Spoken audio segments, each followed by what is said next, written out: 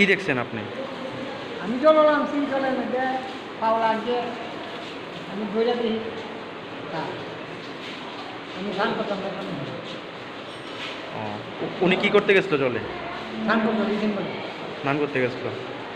কি ধান হয় করতে গেছে মনে হয় তখন যে বলে আমি দেখছি নিচে 1 ঘন্টা হয়ে গেছে। কি হয় আপনার? এমনি বাতিটা ডাহি পাড়া প্রতিবেশী। নাম কি ওর? বিমল দাস, বাড়ি কোন জায়গায়? ও তো বিকার পাড় 15 নম্বর ওয়ার্ড।